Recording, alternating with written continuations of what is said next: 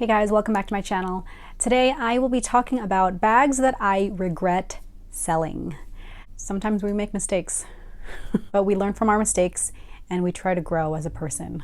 Because I have hoarder tendencies, I tend not to get rid of something from my collection unless I just really feel in my heart that I don't like it and I really can't foresee using it. However, just like our tastes change and maybe something we hate now we like, it changes back. There are some things that I have gotten rid of and I kind of regret. So I will start with the very first item, the very first thing that I ever sold. I talked about this already in my recent videos, but it was from the Dior Girly collection, and it was the Dior Girly Boston bag. And it was so pretty. It was this beautiful pink, the oblique Dior monogram, and it had these really pretty flowers. I actually just recently unboxed this. This is the Dior Girly crossbody. And so it has the same really pretty white little flowers. It has the Dior and crystals, the #1 and, you know, studded crystals there. This bag, it really kind of suits my lifestyle more.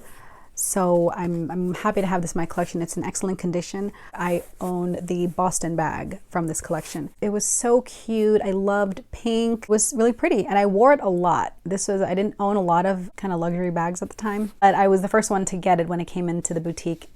And yeah, it was beautiful. Beautiful, beautiful. I got so much use out of it.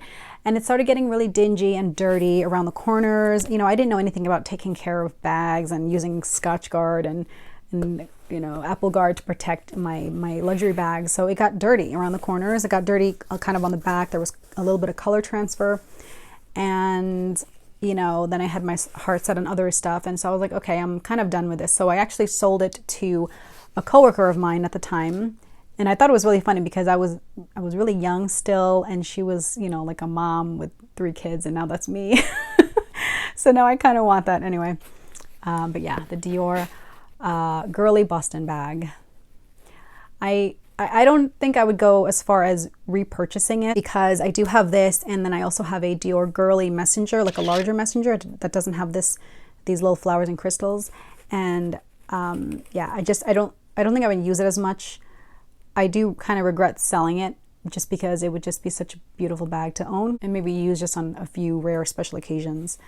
But yeah, I kind of regret that. Next is a piece of luggage, and it is the Louis Vuitton Damier Géant Souverain duffel bag. And this is from the men's collection. One of my favorite and most used Louis Vuitton bags is my Louis Vuitton messenger bag. I still own it. I use it all through college. And I love that entire line, that entire men's collection. The material is really nice. It's very lightweight. It's nylon, like a wipeable nylon in the interior, so it's easy to clean. And I owned the messenger bag and the duffel bag. And I actually have a pair of sneakers also from that collection, women's sneakers. I wasn't really using it. I filmed another video, I don't know which one I'm gonna post first, but I talk about bags that I sold that I don't regret selling. And one of them was the Louis Vuitton Pegasus rolling luggage. And that thing is just a beast. It was so heavy and uncomfortable and just impractical. The Souverain is more practical in that it has more pockets and compartments. It had this large zip pocket along the outside. It had slip pockets inside, another zip pocket. It was very roomy and it was really lightweight. It was very kind of a thin but very durable material. You know, it was a duffel bag, so it had a shoulder strap and then top handles. I just was like, I don't really need it. You know, I didn't love it. It's not that I hated it, but I didn't really need it. Also, it was so big. It was huge. I would store other bags, you know, inside that bag. But I tend not to like doing that for storage because I like to be able to see everything I own.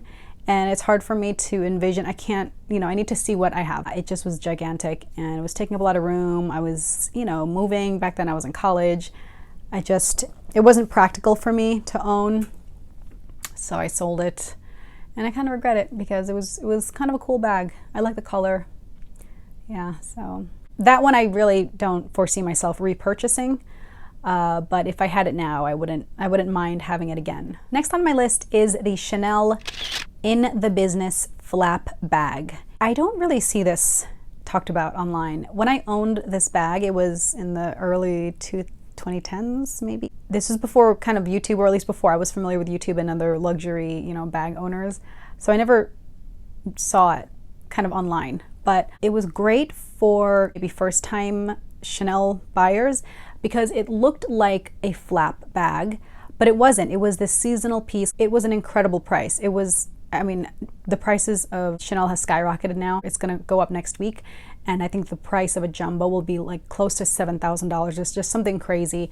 At the time this came out, it was something like less than $2,000. It was almost the price of like a wallet on chain. It was an incredible price and I got it, but immediately I was like, okay, is this why it's priced this way? Because the chain strap, so you know, it looked like a regular flap Chanel. It had the, you know, the flap, it had the CC turn lock, and then had the braided chain strap. The seam had immediately popped, and I just literally, I brought it home and I was like, okay, it's broken. Like it's defective, you know? And I was like, okay, what the heck? It's broken already? You know, this was like a 2 or 3, I don't remember the price, but they didn't have any other ones. It was sold out everywhere. So she's like, well, you know, I can't exchange it, unfortunately. Like, she was horrified also at the condition that it was this defective, deficient seam, and the chain was already busted open, you know, just when I got it. But she couldn't exchange it because it wasn't available. So they sent it out to repair. The repair itself was very minor. It wasn't torn, but it just was like a seam. I got it back and it looked great. But just in the back of my mind, I was like, ugh, this bag is defective. So I sold it and I was like, I don't want this bag. It had bad vibes, you know?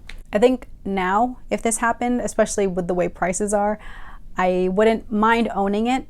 But at that point I was like, it just had like kind of like a negative association with it. But I kind of regret selling it now because it really was kind of a cute bag. I think I see it now pop up every now and then, and the pre-owned ones, I think they're kind of used and abused by their owners because they are kind of beat up and it kind of collapses. You know, it's not a double flap or anything, so it kind of is a little squished. So my final bag that I regret selling is the Chanel Deauville tote bag.